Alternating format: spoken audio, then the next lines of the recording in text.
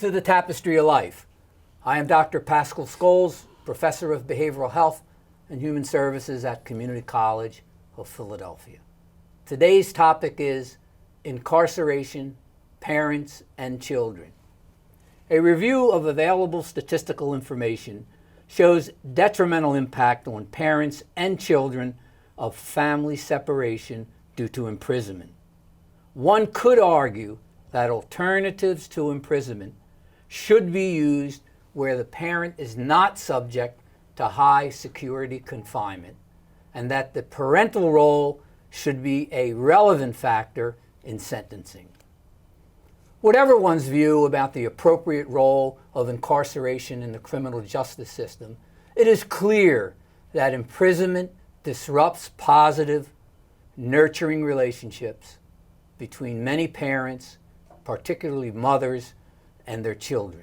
To discuss this topic today, I want to welcome back my co-host, Renee Norris-Jones, and our two special guests, Michael Majnosia, who served 18 years in prison, has two children, and is currently connected to the Center for Returning Citizens.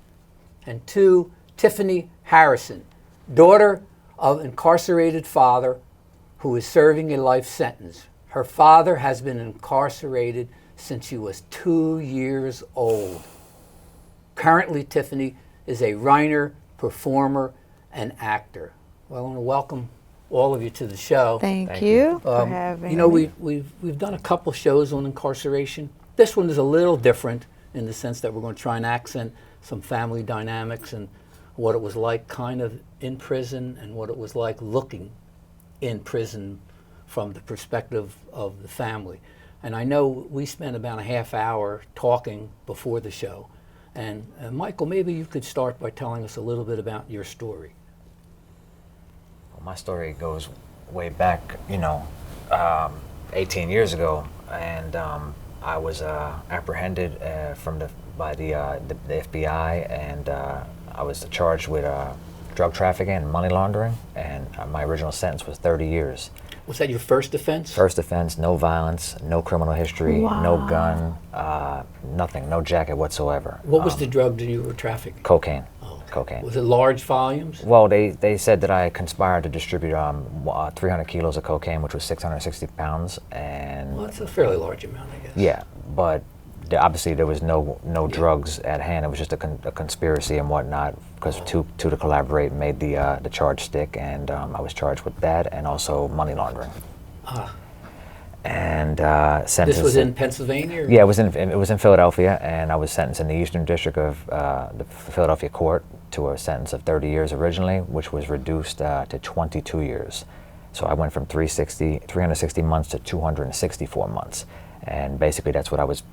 I stayed at that sentence, and just returned to society October 30th, 2015. This year. After serving almost 18 years straight. Yeah. So you were sentenced with 30, and then 30 years originally, and an appeal, which was really not a direct appeal. It basically took off 8 years off my sentence because they figured out and knew, obviously, common sense, that I wasn't the leader, organizer, or recruiter of the case. Okay. And we were on a related case because the first case was 24 co-conspirators and the second case was 6. Wow. And I was on the second one. And obviously the original leader of the whole case overall was on the first case. But initially they charged me with being the leader, organizer, recruiter. Wow. Yeah. It's kind of interesting because you represent exactly what's going on right now with some of the recent discussions by the Attorney General and about the extreme sentencing over a topic. Now, I'm not a lawyer, obviously. I'm a clinical type. But it seems to me that you were not a violent person. You weren't this, you weren't that, you weren't all these other things, and you got sentences sometimes more than armed robbers, and God knows, what would normally give you, a 20 or 30 year sentence, don't you think? I mean, it seems... Yeah, for sure. I mean, sometimes you hear about cases where someone was murdered or someone was killed, and you're not hearing 30 years. Yeah, that was a lot. Yeah. So what was it like in prison? I mean, can you give us a little bit of a story, bring us up to today, about what prison life was like for you, since you actually that was your first offense. Yeah, first time being incarcerated, going through intake and whatnot, and going right to the USP, to United States Penitentiary. Only reason I went to the USP was because of my sentence length. I was obviously scored at a minimal, which is a camp status, but obviously they couldn't put me in no camp, so I had to start off in the high. And what's a camp, you said? the camp is the minimal security basically at the end of your sentence, or your white collar crimes, etc. Usually go there, but you usually have to have 10 years or under. So obviously I started with a sentence that was, to the roof, and went right to the USP in Lewisburg, Pennsylvania. Started there, stayed there for 18 months, wound up dropping in custody to a medium, and worked my way down eventually. But up and down in custody, because obviously things do happen throughout your incarceration, things you don't think of, but you do think, there's incidents and whatnot that do occur, and you have to, handle your own and stay straight and stand up for yourself, and sometimes you get in trouble. There's backlash for it. And that's why I was always up and down in custody, and whatnot. During the time that you were incarcerated, did you have a lot of family members visiting you, or was there a lot of activity? Did people pass on you, like your family, or what was, in the sense of the family dynamics and how incarceration had an impact on it? Well, initially I did have family support, but what happened was my mom passed away in 2005, so I was basically almost 8 years into my sentence at the time, and that was a big blow, because she was one that was on board 110%, used to come see me like at least 2 or 3 times a week. Wow. It didn't matter where I was at, she would come and she would make the trip. And she was number one, and I also had a couple friends, that would come see me, but obviously resources and all that stuff does, tend to fall off as the years go by, especially after 5 years of incarceration. It seems like the first 5 is when usually the doors are still open. People come visit a lot, and have an interest in you, etc. And I'm not saying they don't have interest. I think what happens is it just becomes like a labor, right? Kind of a labor of love sometimes, but still a labor in the sense of, well, we got to go visit, we have to go up there, and then after a while they say, well, he's going to be there another 10 years or 15 years, maybe we'll only visit once a year. And I guess that mentality. And I think the other thing too, you mentioned that you served time in 4 different states? To be exact, in PA, New York, New Jersey, Ohio, Texas, and Arizona. So I imagine as you got shipped further away, it was harder for family to visit. Yeah, for sure. How did you get shipped all over the place? I don't understand. Well, that's what, as I was saying, being incarcerated, there's you basically have access to everything that's out here too. Not all, but there is things. Well, we know there's drugs in prison, because people, it's just the interrupt. It's interesting that people come out of prison and they go right into a methadone program. So they got addicted in prison from heroin or whatever was in prison. So. Well, I'm not no addict or nothing like that, and I'm not even a recovering addict or whatever. So my thing was just, you tend to take to hustle, and you might run a book, gambling, etc.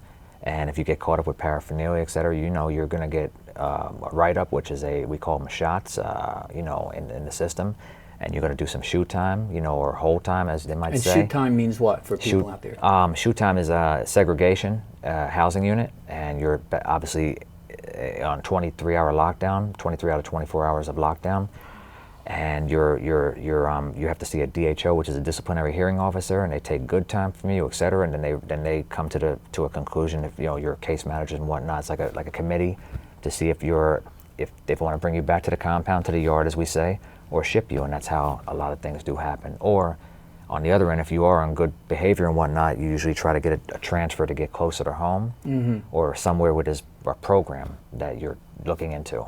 But in my case, it didn't really happen like that, except for maybe one time. The other times were for So were you shifted around mainly because of disciplinary? Yeah, for the most part, at least 5 out of the 6 times, yeah. What kind of disciplinary things happened to you? Basically, it's survival of the fittest, and obviously, like I said, your resources run out, and you have to hustle to survive in there. And if you're not selling tobacco, you're running a ticket on a gambling thing or whatnot. And my choice was those things, and it came back to haunt me and excuse my French, bite me, and Yeah. Yeah. And so when it bit you, then you got your sentence, and they moved you because you were a part of some kind of syndicated whatever. Yeah, as they say, like a little criminal enterprise inside via the system, and then they think that you might have ties with staff and whatnot. So if you're in a place too long, too, they could just, you know, pack you up and ship you at any given time if they think you're influential over certain you know, Group of people. Yeah, groups of people. Well, and it's whatnot. kind of interesting. You're from Philadelphia, and you said they shipped you all the way out to Texas at Yeah. one point. Yeah. It's almost the antithesis of everything that we're saying needs to occur now, in the sense that you would think that your life in prison would be better if you were closer to home where family members can visit. At least that's philosophically what we believe. I'm not saying that all the correctional facilities agree with what I'm saying, Yeah. but the whole idea is to make you a better citizen when you leave prison. By having that family support. Through family support, and that other kinds of related issues like getting a degree maybe, which I know is becoming somewhat problematic inside the prison. But you know, those never, so actually the things that they did that you're reporting appear to me to be going against the grain of any kind of family or engagement with the community. Yeah, I really honestly think that for the most part, depending on this, you know, the system is set up for failure, and it's like a revolving door, and that's what they want. And like I said, even my return into society just recently, October 30th, basically, they don't even give you no kind of direction. You're on your own, and it's like, well, you know, we're here just to take you back in, and that's all they're really here for. You know, they just set down their stipulations, and if you know, go against those stipulations, it's over, and that's all they're really there for. You know, I feel as the system is set up for a failure. Yeah. There's no kind of thing as rehabilitation in my And that's what I was going to Yeah, say. that's- The prison system was initially set up for rehabilitation. Yeah. It seems like that is just kind of going by the wayside. And you keep saying October 31st, and I know the show's not going to air for a couple of months, so Yeah. that would be. It was 2 weeks October 30th. tomorrow. I'm sorry. October October 30th. 30th was a Friday. That's when I that- was. Just a few weeks ago. Yeah, 2 not even weeks. 2 Tomorrow weeks ago will will be 2 weeks ago. Yeah, Exact. 2 weeks. Exactly. Just, that I just was. to have that reference that. Yep. That it's been 2 weeks. Yeah. Yeah.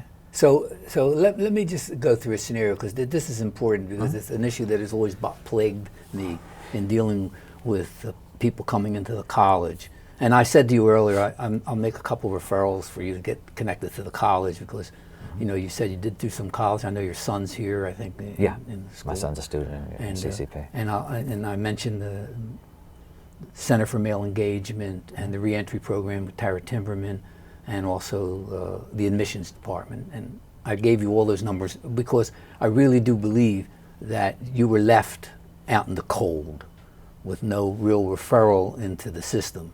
So we'll try to connect that through the college, because we really should be doing more of that, and we are doing some of that already. But just for the sake of the audience, what exactly happened? They said you're free.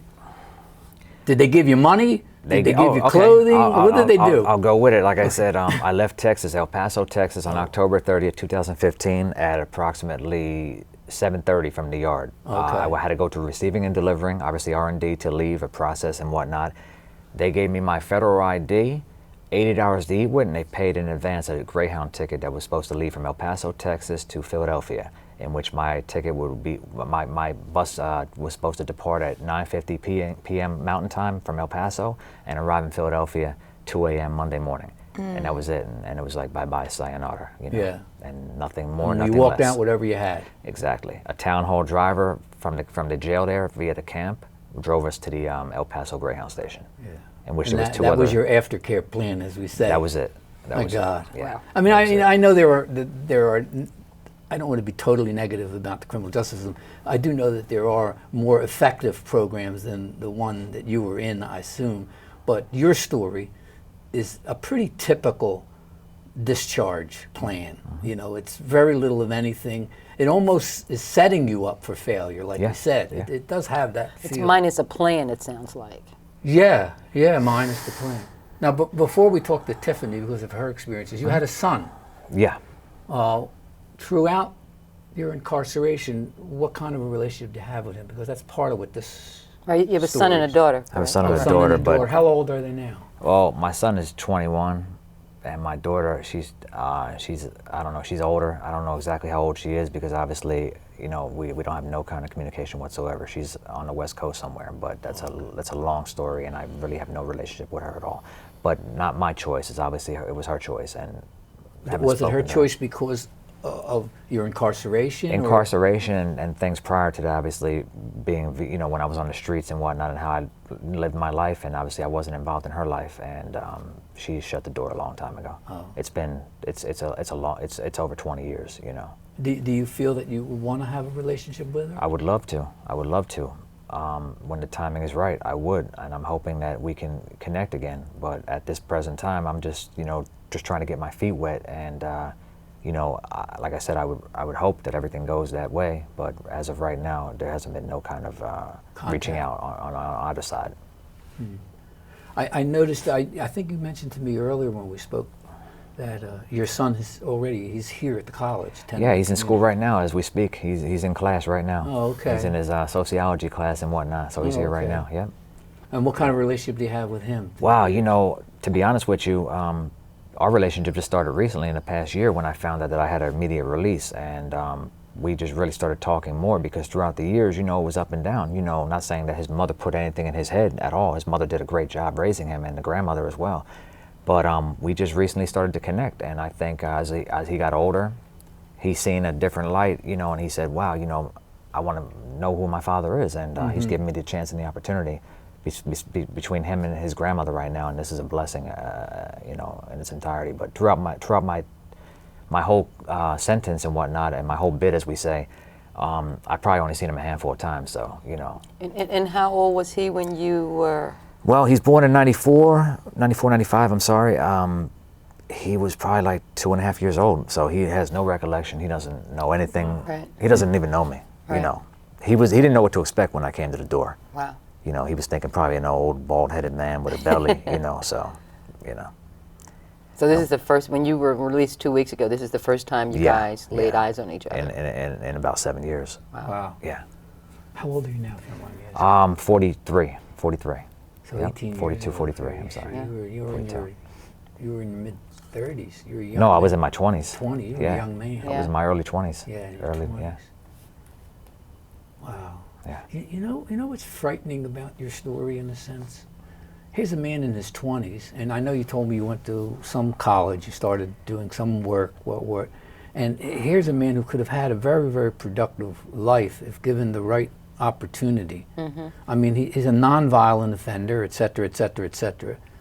And so what happens is they just took a chunk of his life away from him. Right. It's sad, actually, when you think about it. And you're one of millions, probably, that this is happening to. That is true. And but the silver lining to that is that you are only 43. Yeah. And you do have the ability to turn your life around. That's right. Yes. I mean, even if you were 53 or whatever, I mean, it's never too late, but 40 is still a baby. Yeah. You And know. you still have a lot of productive life Yes. left in you. Yes. In the God sense willing, of God willing, contributing, yeah, God and willing. and we'll get back. Does any of this make any sense, Tiffany? Because I saw you looking at him when he was talking about his daughter and not seeing her. Yeah, so it definitely touched me because first I want to say thank you for being so forthright and transparent, because as a child with an incarcerated parent, my father I'm speaking of, if you don't have constant contact with them because they start off close to you and then for whatever reason they're shipped out 2 hours away, 3 hours away, 6 hours away, it's not easy to get to them, especially when public transportation doesn't necessarily give you access to get to them, and then when family members have their own opinions and emotions about what went down. And it's really interesting that you were incarcerated yourself and your child was around 2.5. That's my story too. Yeah. I don't even remember my father being in my life. I used to joke with my mom and my family that I don't remember being on the planet before age 5, but particularly being that young. And my dad was sentenced to life in prison for murder. And to this date, he has maintained his innocence. We very much feel that he was falsely incarcerated. He was convicted I believe it was sometime around the 1980s, 1985's whole political uproar with the Philadelphia city bombing, where there were a lot of corruption scandals taking place. The 39th district in particular had a big hand to do with a lot of the scandal that surrounded the Philadelphia police departments specifically. And my dad actually lived close to 22nd and Lehigh. Oh my God, So, I lived at 22nd in Indiana. seriously? The 39th district was the Totally. district I grew up in. Totally. So my That's very dad was interesting. no stranger and wound up being the perfect political patsy for the agenda that the higher-ups had at that time. So I believe that the first time maybe I got to go visit my dad was maybe 7 years old. And that was by my grandmother, my Nana Murphy on my dad's side. My mom and my family, unfortunately, because of the emotions that my mom had tied into my dad, I would say that my mom unassumingly also falsely convicted him without having the full truth and the full story. She was in love with this man. You know, he promised her whatever he did. She wound up pregnant with me, and then this whole other persona and this whole other life comes about. Who are you, and why aren't you being faithful to me? Why don't I know this part about you, this side about you? So I was fortunate enough to see him when I was 7, and I don't really remember the encounter very much. He wasn't my father. This man that I went to go visit wasn't my father. He was a man that I was being told was my father. You weren't sure that he was your father? It was, Or just it the was whole- more so a lack of emotional connection. There was no daddy. Yeah, Yeah, this no man daddy between around. a father and a dad. Yeah, so Yeah. he's Yeah, you know, that's he's the other- doting affection on me while we're there because he remembers me, but I don't remember him. So it was, See, there's the loss. yeah, it was Serious quite loss. disconcerting. You know, it's like, oh, how am I supposed to act right now? Like, and then I'm going through these motions. I feel bad because the whole family's, you know, come on, Tiffany, you know, speak to your dad. And I'm like, this dude looks like the guy we just saw at the grocery store. I don't know this man, and why are you forcing me to engage with someone that I don't know? So that was 7. Maybe And you know, and I want to go back to that, because even if you engage during that period of 7, so you have this missing daddy figure, and then Yeah. someone's putting this father there, and then you leave. Again. And it's not like, okay, this man is coming out and you're reaching out to him like Michael's home, so he's building that relationship with his son. So even if you engaged and you played along and said, okay, this is my daddy, it's still this big emotional, and I'm sure that's confusing for It was for a child. very It has to be confusing for an adult or a child to all of a sudden, okay, so that was my daddy. This is what fatherhood is like. You meet this person at 7. You get emotionally engaged for, I don't know, 20 minutes, 30 minutes, an hour? about an hour. And then you And you then see him you again. disperse again. And it's interesting. I like the fact that you use the term, this was my father, because he's not my father right now. I don't know who he is, so I don't Even feel... today, Yeah, even you today. don't feel that way. You know what? I recently actually just visited my dad, probably the 3rd time ever in his entire sentence, and talk about synchronicity. It was his 55th birthday that I visited home on, unbeknownst to myself, and it was actually a surprise to him. My cousin, and again, because the family members sort of shunned my dad and really did their due diligence to keep him from contaminating me. So I don't blame them now, but it was a great disservice done to me on the part of my family. And I wish I could have I could have had more time to get to know my dad. But nonetheless, I met with him, and he's about 4 hours away, somewhere in a correctional facility in Hootsdale, I believe it is. And Where is Hootsdale, do you know? it's Is it in somewhere Pennsylvania? out near State College, Pennsylvania. okay. I know that's in the area. And what was so beautiful, and again, I like to use the word synchronous, just that summer, I was out on a mini family vacation with my mother and my brother an hour away from my dad and didn't know it. So when my cousin, who tracked me down through the only family members that didn't condemn my dad as a, you know, a poor excuse for a human being, we took the ride out there. My dad jumped out of my skin. His skin rather, because I'm talking about out of body experience myself, but he jumped out of his skin. We start crying, and the best thing that I took away from that was getting a piece of myself back. I grew up in my family feeling abandoned. I didn't feel like they were my family, and especially my mom.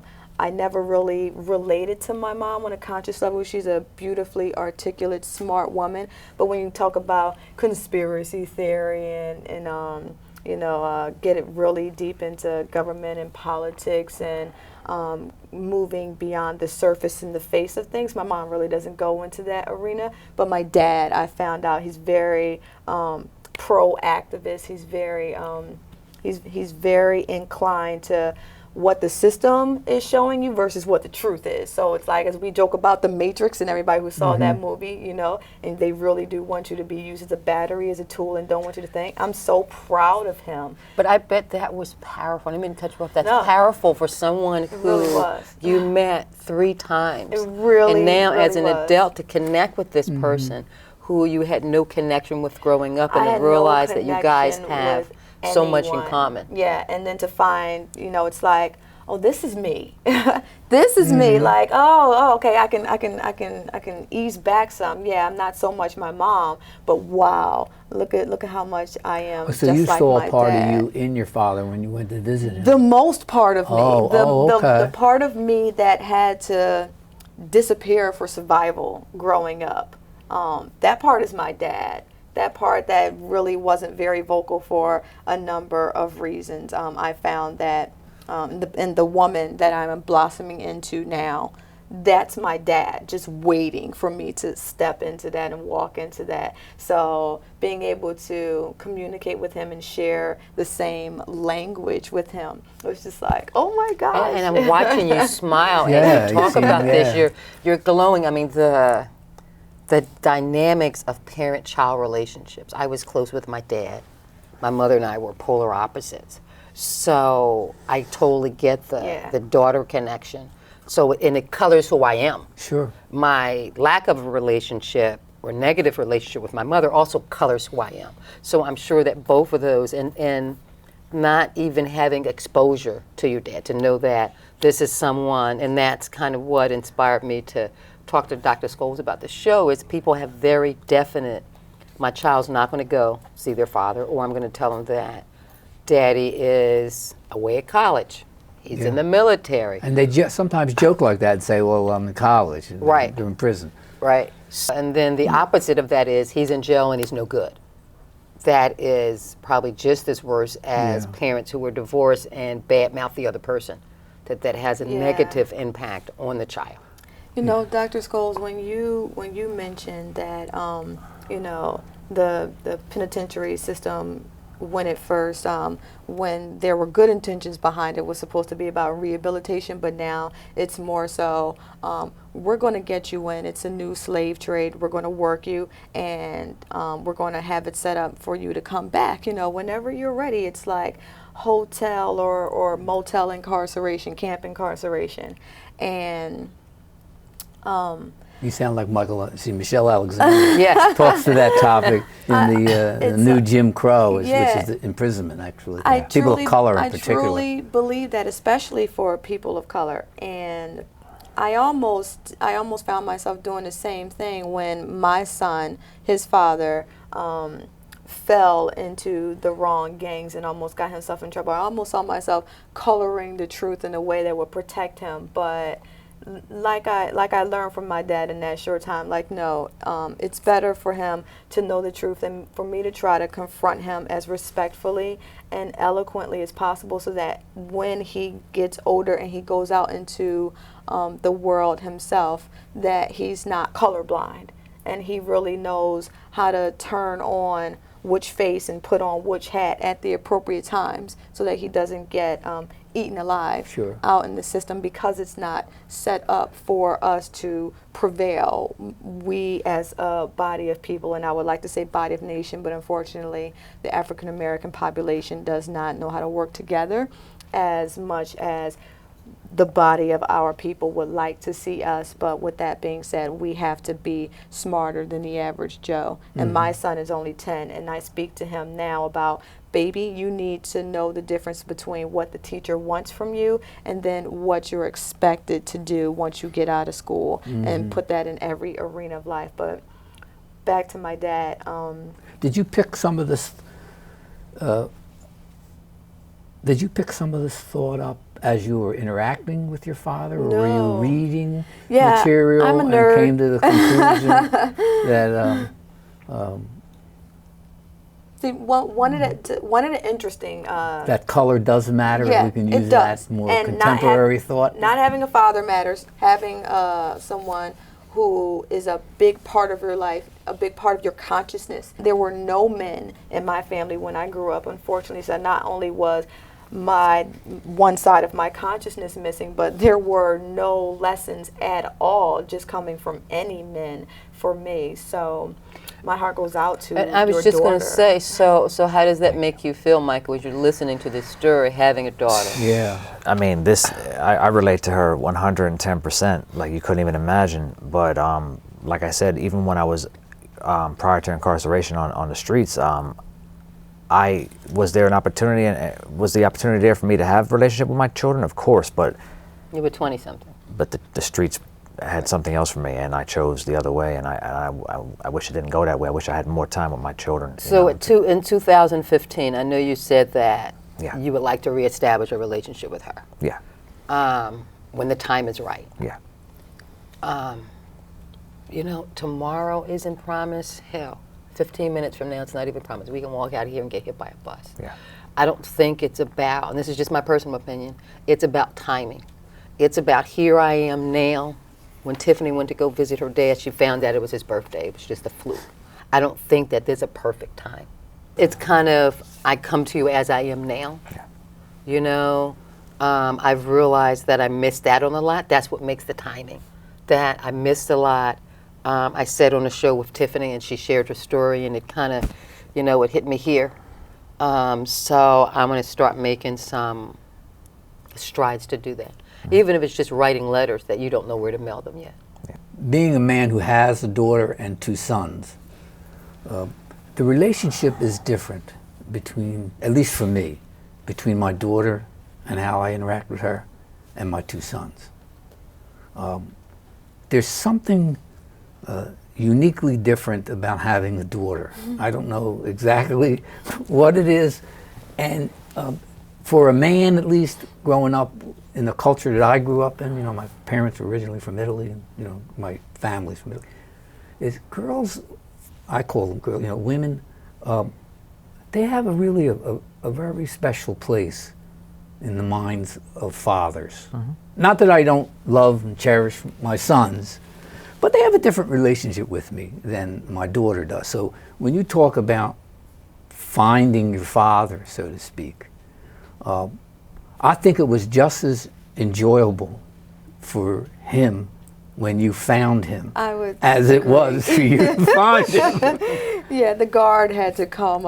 Okay, I'm gonna need you. Yeah, yeah, And then we're yeah. hugs some more. Oh, okay, seriously, like. And you Yeah, hadn't yeah, seen- yeah, you that's hadn't true, seen it's him true. in how long when that, you Beautiful. hadn't seen him in for how long when that happened? Probably maybe about 25 years. See, or so. yeah. Wow. Yeah, and I would, as a daughter of someone who missed their father, no matter how angry she might be, all the way back, way back in the recesses of her mind is that thing that's saying, you know, I didn't love you enough. You abandoned me. Like, I need you to show me. It's more anger, but it's coming from a place love. of Love and loss. Yeah, it's coming from love, love. loss. Yeah. Loss so, of love. yeah, I wouldn't, I'm not going to say I wouldn't, but if I were in her shoes, no matter how angry I was at you, just to get a letter to saying whatever starts to chip away at all that she has built up back here, and then eventually she may respond, she may call or whatever, but yeah, there's definitely no time like the present to just reach out to her and just start breaking those demons down. Yeah, 100%. And you 100%. said something there. So would you rather, he's been out for 2 weeks, would you rather hear from him now, 2 weeks, or in 3 years when he has a degree and he has this and he has that? This literally, like, I can see it playing out in my mind's eye. You call me or you find a way to reach me, I may cuss you out. I may hang up on you, but anger is a natural emotion, and you two have a play that needs to unfold. Yeah. So She's right. it's She's actually very right. When do you want to hear from him? If you hear from him now, he's been out for 2 weeks, or in 5 years when he got it all together. I want to hear from him now and know that he was scared to contact me 2 weeks ago when he first got out. And then if I bang on the phone, then in another week I want to hear from you again. Listen, I'm pissed at you, and I know you're mad at me, but I and I'm not going to stalk you. But every time you contact me, no matter what response I have for you, it's all going towards the same end, you two getting back together. And I think that's really important to hear, no matter what response she gives you, because she's going to be hurt. So she's going to come at you with, you weren't there, and you were this, and you were that, and your job is to persist. Yeah, that's the father-daughter dance. Yeah, your I job would is to strongly persist. suggest if I was seeing you in counseling or something, I would say to you, write a letter every week. Yeah. Once a week. You sit down, you write a letter to your daughter. You don't care if she ever responds to the letter, but you keep writing letters. Yeah, right. Positive letters. Seal it with a kiss. Yeah, Yeah. 100%. Let it Yeah, go. yeah. And I'll Yep. guarantee you, she'll get in touch with you. This is Because just, I think what Tiffany is saying is true. No matter how much anger and dislike, hatred, whatever you want to call it, she still has a father. She still eventually wants to see her father. You didn't do anything to her, you got incarcerated. Yeah. I mean, and you did that in the sense because of your incarceration. But you didn't physically do anything to her. You didn't harm her except by spending X amount of years in prison. So don't be too negative about it. Get the letters rolling. If you don't feel like calling, if she responds to you, fine. If she doesn't, just keep writing. And come to community college and get a degree. I definitely there will. you go. I definitely will. Yeah. You need to show. Definitely will. In 5 years, you want to be able to say to yourself, I communicated with my daughter every week, tried to get a relationship with her, and I did the best I can do based on the circumstances that I came from. Yeah. I got a degree, so now I'm an educated ex-offender, if you know what I mean. Right. I often say about recovery, when people say, what do you do? I would say, well, recovery is an interesting thing because as you pick up degrees and as you pick up life experiences, that light isn't as bright as the light that you're living in now. See, what you're doing is living still in the old light. Now, fortunately, Tiffany happens to have a circumstance that connects to you. That's for sure. Yeah. Yeah. I mean, I we didn't can relate. expect this, to be honest with you, in Right. this show, Yeah. but she has to, strum a couple of tunes for you. Oh, no doubt about it, 100%. I mean, on both sides, I think, of course. I like how you said that that you didn't do anything to her, because I'm sure that that's exactly how she feels. I And I'm didn't- sure that's how my mom felt. My dad did something to her. This was a personal attack on her, Yeah. as opposed to mistakes that he made in his life and the journey that he had to walk in order to find his highest self. So I didn't do anything to her or him, but I didn't do anything for them either, and that's Well, the let me real, say it to you this way. I know you feel that way. Yeah. Yeah. And I guess you could stay with that negative shit. Yeah. If you want. Yeah. keeping it real. Yeah. You don't have to, because what you were trying to do as a drug dealer was provide a living for people. I understand that it's not the best life that one could have, Yeah. but what opportunities did you have when you were in your 20s? See, what you don't realize that you are a product of the circumstances of the environment in which you grew up in. I mean, I grew up in North Philadelphia. If it wasn't that I was able to get out of North Philly, matter of fact, I used to fight the 39th PAL, 39th Police District. So if it wasn't for education, I don't know if I would have been much different than you. I just happen to get a certain kind of push in a different way. Different circumstances happen to me. Yeah. So now you have an opportunity to take those circumstances today and make something really, really, really wonderful about your life and positive. They'll all come around. And if they don't, you'll come around. Right. But they'll come to you, I'm telling you. Yeah. She thinks about you. Yes. Yeah, and that guilt that you're Yeah. carrying, you can start to absolve that by contacting her now instead of later also. Yeah. That's going to start helping you feel like the statement that you just made, I didn't do anything to them, but I didn't do anything for them. It wasn't where you were in life for you to have made the statement that you're making right now. That's just not the way it was. It's just not the way it works. So you don't even have to like hold on to that. Just start from right here. And yeah, I screwed up, but I'm not going to demonize myself for it, because that's going to continue to hold you back. Exactly. And we all have a journey. You know, my personal journey, I'm a survivor of domestic violence. There's things in my past that I swore I would never, ever, ever tell anybody. And after a while, I realized I don't have these powers to change my past. I don't have these powers to So you don't. undo Yeah, you can't decisions undo it. that I've You gotta made. live with it. They are what they are. Domestic violence, as a victim of domestic violence, a lot of shame that goes with that. And at some point, I had to stand up and say, and I'm a strong advocate now, I'm a survivor of domestic violence. It is what it is. It was what it was. I am currently working on my PhD. I started at community college as a high school dropout. Wow. Okay. I love And- these community college stories. Yeah, I started because you can start here without having a high school diploma, and I was in a very violent relationship. And when I was at my lowest of my low, the times when I was trying to commit suicide, I was getting my stomach pumped like every other week because this relationship was so horrific. At some point, sitting in that corner, I said, one day I'm gonna get my PhD. And hopefully next year, fingers crossed, I will be Dr. Norris Jones. Beautiful. You know, but Yeah. I did that.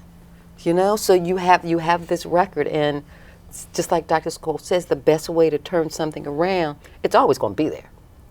Put it in But perspective. Put it in perspective, and the more perspective. positive things you put on top of that, they're going to go, wow, this man has his bachelor's or he has his master's, and look at all these things he's done, and he works in the community. And this is someone, and then they're going to say, but this is someone who spent 18 years in jail. It's going to flip, and they're going to go, look at this. You know, Center for Returning Citizens, I know John died there, and that's was impressed me. He did, I think, 35 years. And then he got his bachelor's and he's working on his master's, and he started this organization to give back. But you look at this person and you have mad respect for them because they took something that it could have just been, well, I'm just going to be nothing. You know, I did this, my life was that. Instead of saying, I'm going to make something out of this. I'm going to have people say, yeah, I did 35 years, but look what he did afterwards. Yeah. You did 18, but what did you do afterwards? Look at us now. Yeah. Right. I know this is going to sound like a little bit spiritual and faith-based, this discussion we're going to get right now. But this happened to you for a reason. And your strength is being tested right now. And that strength, if it moves in the right direction, will reap you a tremendous amount of affection and love from everyone around you. That was beautiful. Very, very beautifully said. It reminded me of a conversation I was just having with someone at dinner the other day.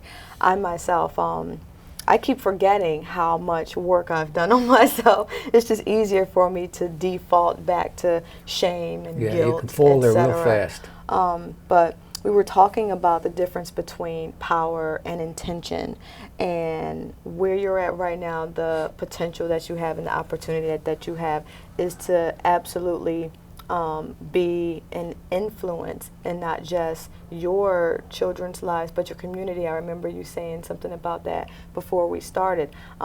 You could have, you know, you could have a position of power, you know, all these politicians, and they have the name, they have the money, etc., but do they move you to actually make an active change in your life? And that's how our discussion ended. Like, we talk about political leaders, and we used to reference Malcolm X. Now, did he reach the political heights and positions of power that some other really big names have? Maybe, maybe not, depending on your perception. But was he absolutely influential to the people who he served? The owner of the store actually said that Malcolm X got her to stop straightening her hair and stopped her, or allowed her to see how she was identifying with beauty in a sense that wasn't natural to her indigenous culture and her nativity. And I thought that was so powerful. Not, not his name, but himself, where he had come from, because Spike Lee did a movie on him and it was awesome, him coming from the streets and then going through the brotherhood, and then to become the man that he became. His story wasn't squeaky clean either. No. So None of them are. Yeah. None of them There's are. a whole lot of us out yeah, there. so you know? there is power and influence, and when you start seeing yourself overcoming what you didn't do, then when you're talking to people my age and younger, and they're looking at you one way, looking at you and sizing you up, oh, this man, blah, blah, but then you start breaking down the real and you tell, oh, I've been in prison, I done been here, now they sitting back and they listening, because now it's like, oh, he's not some uppity man with a title and power and privilege. He actually been through some life. Yeah, experienced. Yeah. Yeah. Yeah, I think the biggest problem, I think, for children and for people who are incarcerated to deal with is to not allow the experience of incarceration to incarcerate you or you. Yeah. And that's probably the challenge that you have. And the only way to get past that is to bring a different perspective to the experience. See, everyone thinks of your experiences as being grounded like in one way, but actually, as you heal, your reflection of those memories take on a different meaning too. It's just kind of an interesting, like where I grew up, it was a hard area to live in, but as I got out of it, I actually learned to be fond of growing up at 22nd in Indiana, because it gave me an experience that I couldn't get here at the community or at wherever I was doing studies. And so that experience, and your experience as a daughter of someone who was incarcerated, can reap tremendous benefits to people if you would make it benefit you first. Yeah, 110%. I believe in that. like how you just said that. Yeah.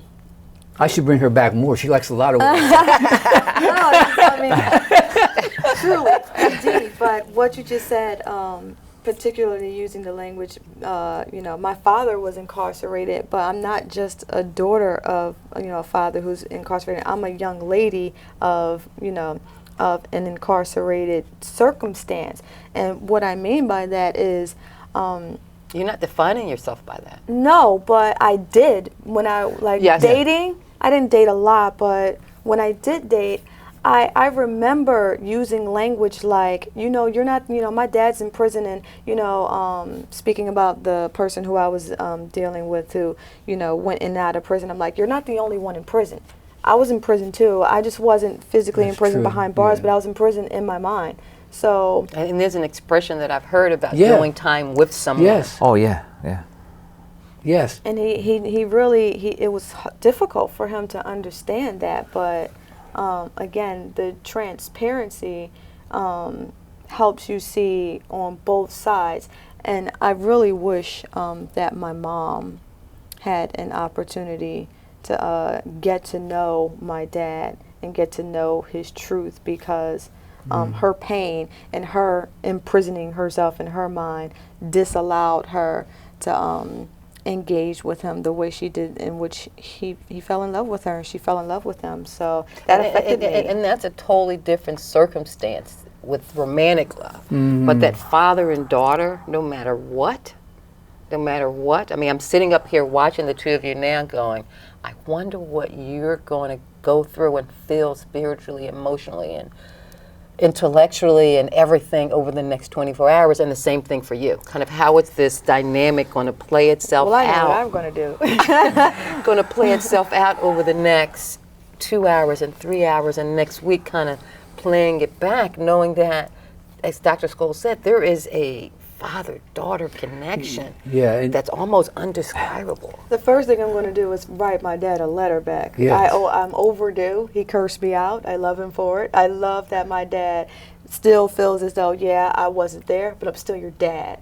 so you're going to write some letters too. Oh yeah, and and I was being lazy, you know, going through, you know, Sure. my personal circumstance. But this conversation right here gave me just enough fire to say, Dad, I'm sorry. Well, you know what we hear when we listen to the story today is that what we hear about your incarceration and your father's incarceration is that everybody got incarcerated. Absolutely. Everybody. Everybody Your got children got incarcerated. incarcerated. Your daughters got incarcerated.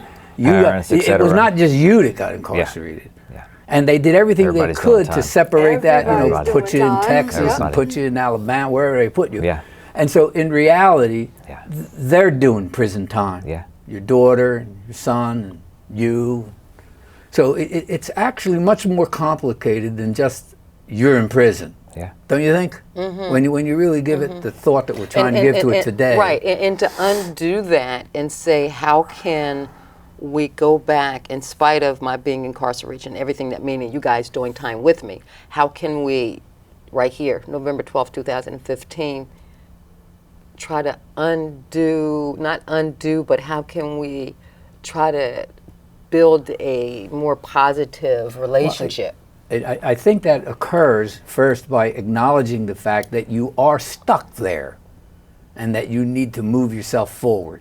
So just the acceptance of you're here and that you realize now that you're a part of everyone's incarceration. Yeah. And the only one that could free you is you. And to add to that, realizing that you're here right now, you can't change the past, but that how much so separation is an illusion. The fact that you were separated, oh, I'm going through this, not thinking that the other person's going through exactly the same thing, but they're not in the same holding cell that you are. Separation really does a doozy on the mind. So if we can start seeing, using language that's more conducive to us not being so different from the other person because we're on, you know, this axis of the world and the other person's on this other axis, literally, telekinetically, psychically, spiritually, we're in exactly the same place. Yeah, I want to add something. Tiffany talked about seeing her dad after all those years, and they were so much alike. Because of my right. When I, victim of domestic violence, long story, I placed my child up for adoption when he was 4 to keep him safe. I found him like 15, 16 years later. And when I walked into the room, it was like, oh my God, this kid looks just like me.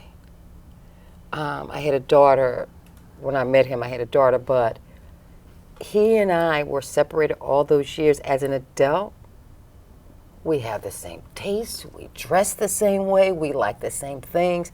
My daughter I raised all the way through, and I have more in contact with my son, who I did not see for all these years. I mean, just to see us together, it's like, oh my God, they are like two peas in a pod. Our interests, everything. Yeah. So I think that that's something positive to look forward to. What am I going to find about my son and about my daughter that, oh my God, That's that is a great my point. child Yeah. Does this make sense? much. Yeah, I would like to comment on that. Yeah. I could chime in only on the part of my son, who is a beautiful man, beautiful boy. I'm so proud of him, you know, from just, you know, just these past 2 weeks of what I'm, you know, saying and whatnot. But we have so much in common that you couldn't even imagine. I don't eat beef, pork, nor fish, but I don't eat fish for reasons being allergic. And I love chicken, and all he does is eat chicken. And we're like, he likes spicy food. I like spicy food. Everything that's been going on these past 2 weeks is just too much to take in, to digest right now. You couldn't even imagine. Like I said, I'm only 13 days into the real world, so all this overall has been all new. All new, everything, and it's Cell crazy phones, how the whole story. Yeah, everything in general. I can't. The transit everything. system, you know, the whole 9 yards. I'm downtown the other day trying to put money into a meter. There's no meters no more. There's no clocks around no more. There's no payphone. Hold on. I mean, everything has been a shock, you know. Overall, just, you know, but with my son, what I was trying to get at is we do have a lot of things in common, and I'm really surprised, you know. And as the days progress, it's even getting better. And you know, we even go to the gym together. We just he signed me up at a gym in the area where we're at. Awesome. And you know, I just can't believe I'm getting a second chance, you know, It's wonderful, and I gotta say thank you to my mother-in-law, who's a woman that you couldn't even imagine. This woman is beautiful for what she did for me. I mean, just to have this opportunity. You're living with her now, I guess? She took me in. She took me in because all my relocation packages were denied because of reasons being because obviously I'm a first-generation Indian, not knowing on my father's side, in which I would not speak to you about that at a later time. Sure. As we spoke downstairs about When you say reaching out to the Indian, community. Native No, American or Asian India? Indian. Asian Indian. My Asian dad's from Indian, India. okay. Yeah, my mom obviously is not, as you can see from the pigment. But Well, they are light-skinned. yeah, but not really. Not really. Not really. And And what's your Indian name again? my Indian name is Asgar. A-S-G-A-R. Asgard. That's It my- sounds like one of the names from Lord of the Rings. Yes, that's right. That's yes. my first name, Indian name. But my dad loved the name Michael so much, so he wound up naming me Michael, and my brother sounds like George Foreman's family, Well, no, as he named you everybody have George. You You have know, a Western it's or crazy. European You know, name, and then you have an indigenous tribal Yeah. name, and the name carries a very high vibration. So I would love to see you again once you. I would love to formally keep in touch with you. change Yeah, your yeah, name yeah, to your definitely, real name. definitely, 110%. We have a budding relationship. No, I mean, See what with happens all, with- I have that. You know, That's I'm joking, talking with okay. all three of you as well, and I don't know how to words can express this opportunity that I had to come onto your show and whatnot, and I really do. The universe wanna, you know, aligns itself. It's just whether we pay attention or not. Yeah. It always aligns itself. Yeah. It's That's whether we beautiful. pay attention and take advantage of Yeah. those opportunities. Well, you know, as I said to you when we met earlier, Yeah. this thing goes real fast, and you know, our time's up. No, I know. It goes that fast. Actually, I There's so didn't- much more, I you didn't know. expect even to go here, because you don't know when you start a show where it's going to go. Yeah. But I think where it went was helpful to both of you, Mm-hmm. almost psychically. You know, like. I like that language Yeah, a lot. I mean, you get the impression. Well, that was not our intention initially. Well, that's all the time we have for today. I'd like to thank my co-host Renee Norris-Jones and my very two special guests, Tiffany and Michael, for being so forthright and loving and caring. If you want more information on this topic, please go to the website for the Prison Entry Network serving the Philadelphia area for support and advocacy. That would be one of the outside agencies. But finally, I also want to thank you, the viewers, for tuning in.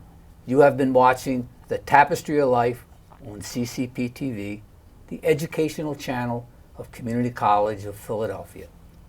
I am Dr. Pascal Scholes, Professor of Behavioral Health and Human Services. See you next time. Thank you.